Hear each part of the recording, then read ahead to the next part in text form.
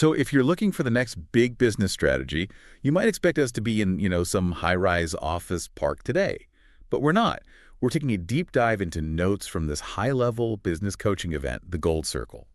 And what they reveal is that the really valuable insights, the ones that unlock that next level performance, well, they don't come from spreadsheets. That is absolutely right. Our mission today is to unearth these gems of wisdom that our sources kept finding way outside of conventional business thinking. These sources, they show a really crucial pattern. Resilience, authenticity, longevity. These aren't soft skills. They're the actual foundational assets you need to succeed. And they are best learned from people who faced extreme physical and emotional adversity. We're talking about radical, proactive health advice. We're talking about how Dragon's Den stars built these mega brands on just raw personality. And we are looking at how professional athletes navigate profound, just unimaginable personal loss. Our goal here is to connect all these different threads into one sort of unified framework for how you can build a life and a career that is fundamentally unshakable. It's all about creating a robust, high-performance human operating system where your physical health supports your mental endurance and your integrity. Well, that fuels your financial success. Okay, let's unpack this. We're going to start with the one hard truth that Dr. Alka Patel, she's the longevity lifestyle doctor, the truth she delivered to a room full of high-achieving entrepreneurs that it instantly demanded their attention. Literally. Dr. Alka Patel provided this profound reality check. For people who, often feel too busy or too young or maybe too successful to worry about preventative health, she just confronted them with a simple statistical breakdown of their future health risks. She laid out the harsh math. Half of the people in that room, and, potentially you, the listener, are statistically facing a 50% risk of cancer. Another 25% are likely looking at heart disease, and the remaining quarter, they're facing significant brain and memory issues, like dementia. That's a 100% chance of a major health crisis for everyone in the room, without some kind of radical intervention. It's a stark message. It's designed to disrupt that reactive mindset we all have. Her philosophy comes from 30 years as a GP. It's that the system is set up to treat sickness, but your responsibility is to be proactive and strategic about your health years before issues ever manifest. And the target she gave us is just staggering, living a million-hour life. It's 114 healthy, vibrant years, fueled by longevity, impact, vitality, and energy. And she says this isn't science fiction. It's achievable through her million-hour method. Which breaks down to a focus on three things: data, devices, and decisions. When she talks about data, she means moving beyond just guessing. It means proactively getting advanced blood panels, understanding your genetics, and monitoring these critical longevity markers like inflammation and muscle mass. And devices, they aren't necessarily futuristic robots or anything. They're practical tools, like continuous glucose monitors or high-level wearables that give you real-time, actionable feedback. It's about using science to stop making health choices based on, outdated assumptions or just generic advice. But what really struck me about the sources was the simplest thing, the most practical physical exercise she demanded of this audience. She made a whole room full of C-suite executives stand up and sit down, repeatedly, for 60 seconds. Yeah. And she promised that this small, consistent effort, just a minute a day, could potentially add 30 years of health span. Which sounds like an overstatement, I know, but the analysis is sound. The ability to transition quickly from sitting to standing is a critical measure of muscle strength. And muscle strength is one of the single biggest determinants of longevity, of vitality. It just reinforces that core foundational truth. Every single daily physical decision, no matter how small it seems, it adds up. It protects the primary asset, your health, which is what you need to generate all the financial wealth and impact you're looking for. And on a really human level, the speaker actually felt seen. In a room of high-powered people, Dr. Alka noticed the person taking notes was making consistent eye contact and just paused to compliment them. It's a powerful reminder that presence and genuine connection are also essential elements of vitality, not just physical metrics. That's a great observation. Longevity is about connection, too. Okay, let's connect this physical foundation to the strategic foundation you need for business success. Moving from those 60-second squats to entrepreneurial strategy. This is where it gets really interesting. Yeah, this section shifts to defining success and scaling effectively, but with an absolute emphasis on personal integrity and simplicity. So we had Sarah Willingham, the Dragon's Den star, talking about business scalability. And the key insight wasn't about aggressive growth, but about avoiding what she called chaos disguised as growth. She stressed building strong, simple, and crucially replicable foundations. And if you're trying to scale, what does a replicable foundation even look like? Well, it means standardized operating procedures, documented systems for every core process, automated onboarding, crystal clear role definitions. Yeah. It ensures that when you expand, you are not just duplicating complexity. Exactly. And her advice was pointed. She said to focus obsessively on the one or two things you are truly great at, not the 10 things you're just good at. Delegate the good, industrialize the great. That relentless clarity of focus is so essential, but then how do you scale a business that's built on an individual's charisma? And that's where the lesson from Levi Roots comes in. Levi Roots' story. I mean, transforming a home-cooked jerk sauce into this global brand, it hinged entirely on what he calls raw authenticity. His pitch on Dragon's Den, it wasn't a spreadsheet. It was him playing a guitar, embodying his story, and just celebrating his genuine self. His authenticity wasn't some soft marketing trick. It was his strategic differentiator. In a world full of homogenized brands, his personal, vibrant narrative made the product memorable, human. The insight here is you shouldn't industrialize your story. You have to use your story to provide that unique, non-replicable value that the industrial system then distributes. But doesn't that inherently create a tension? I mean, if Willingham preaches replicable structure and Roots preaches this raw, unique personality, how do you marry the scalable system with the deeply personal self? You marry them through purpose. Which brings us to Tommy Fordham, the founder of Mallet Footwear. He built a successful product, but his deepest insight came from navigating personal adversity, overcoming severe dyslexia in school, which itself, that requires immense resilience. And the notes highlight this profound moment. His perspective on success, it just fundamentally shifted after he worked closely with Freddie, a terminally ill boy.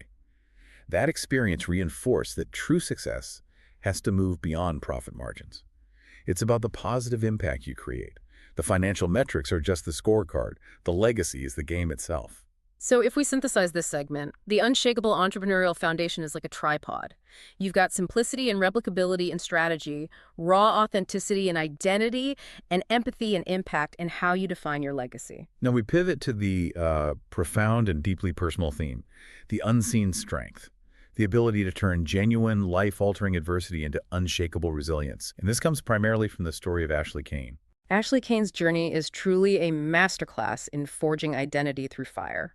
He started in challenging environments, faced racial hate, violence, and he channeled that energy into sport. He became UK #1 for 200 meters at age 15. But that trajectory was brutally cut short by injury. 6 major operations by 23 led to financial ruin, losing his home, his cars, everything. He was just sitting on the sofa, feeling completely lost. And that's when he forged his defining philosophy. And that philosophy is just so powerful. It resonates with anyone facing a major professional or personal setback. He said, "What happens to you in life will never, ever define you. What you choose to do about it will define you." That quote is the ultimate distillation of resilience. It's that moment where you take a costly failure, maybe it was a huge business mistake, maybe a terrible investment, and instead of letting it sink you, you use it. You use it as fuel for intense, focused reinvention. That setback becomes the beginning of your next, more purposeful career path. And then his story pivots to the unimaginable. He speaks so movingly about how his true story began when his daughter, Azalea, was born. His focus shifted entirely from superficial achievements to this profound purpose. And then came the devastating diagnosis of aggressive leukemia. The loss was profound, but the mission born from that grief is even more incredible. Ashlie made a promise to his daughter that he would take her around the world, and he's fulfilling that promise. He's using ultra-endurance challenges to raise millions for children's cancer, embodying this idea that through your darkest times, you can create someone else's brightest moments. It's an alchemy of grief and purpose. He uses physical hardship climbing mountains, extreme races, as a way to externalize the internal pain, transforming that energy into massive positive impact. And in a moment of true, sort of slow burn vulnerability, he shared that even after achieving these incredible physical feats, he found himself on a bridge, contemplating suicide, overwhelmed by grief and pressure. And this is a moment the listener really needs to pause and appreciate. Even the person who seems the strongest on the outside is often locked in an internal battle. His choice in that darkest moment, it just speaks volumes about defiant strength and that ongoing search for meaning. He decided to confront his fear of heights and get his skydiving license. He wanted to tell his daughter he loved her from 15,000 feet, the closest place to heaven, he said. It just underscores that resilience isn't a final state. It's a series of courageous, deliberate choices that you have to make every single day. And this theme of vulnerability connecting people, it was powerfully echoed by Tulisa. Her masterclass in resilience and reinvention, it highlighted that being open about struggles, especially with mental health, is essential for healing. And it fosters this deep connection that helps break down stigmas. That willingness to be seen, even in your weakness, is what allows other people to connect and find their own strength. Okay, let's shift to the outward application of this strength. Specifically, Ashlie Cain's philosophy on communication and drive, which provides some powerful strategic advice for anyone who's protecting a mission. He offered this really uncompromising stance on toxic people who try to slow down one's mission or, their charity work. He was incredibly clear. He said, if you are passionate about what you do and someone who's trying to slow that process down, sorry, they don't get no time in your life. It's not just a statement of boundaries, it's an absolute protection of your purpose. When your mission is built on something that profound and meaningful, you have the right, maybe even the duty, to safeguard the integrity of your focus. What's fascinating, though, is how this uncompromising clarity exists right alongside this incredible capacity for unbiased communication, which he demonstrated during his documentary work. He talked about interviewing a dangerous man in a favela, where typical confrontational investigative questions would have been deadly. So instead, he avoided the external details and went straight to the heart of the person. He asked this profound, non-judgmental question. When you look in the mirror, who do you think see? That's the genius of true listening. The source notes that the man immediately broke down in tears and just spoke for 2 hours. Ashlie bypassed the man's defenses, his external actions, his public persona, and he went straight for his internal identity. It highlights a crucial lesson for leaders, for communicators. Genuine, unbiased listening and asking deep, human questions can reveal truths and build trust that no amount of standard confrontation or questioning ever will. It's about respecting the other person's hidden story. Ashlie Cain wrapped up his message with his no barriers mindset.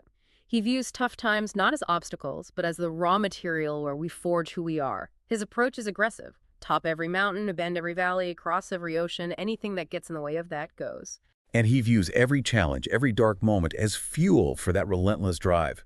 His advice is practical and intense. He says, whatever you can latch onto to power this rocket of success, use it, take it as a blessing, and don't look back.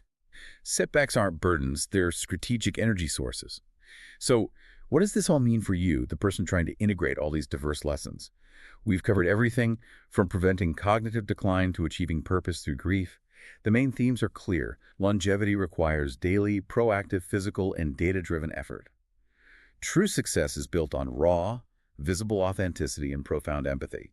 And personal crisis, well, it isn't just something to be survived. It is the highest octane fuel for unimaginable resilience and purpose. The path to a meaningful life and a lasting career is paved entirely with deliberate, courageous choices.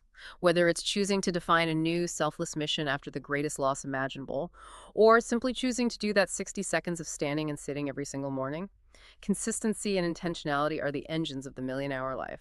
We heard Dr. Alka Patel promise a potential million-hour life. We also heard Ashlie Cain say he is currently aiming for the 2030 Olympics in bobsledding at age 40. And he's focused not on the medal, but on who I'm going to become on the way. So if the true purpose of life is the unshakable person you forged through the struggle, the person defined by your choices, not your circumstances, how does your current pursuit of health and success measure up to the CV you want to present at the pearly gates? Consider what your next deliberate act of courage, physical, emotional, or professional will be. That's the core takeaway from this deep dive.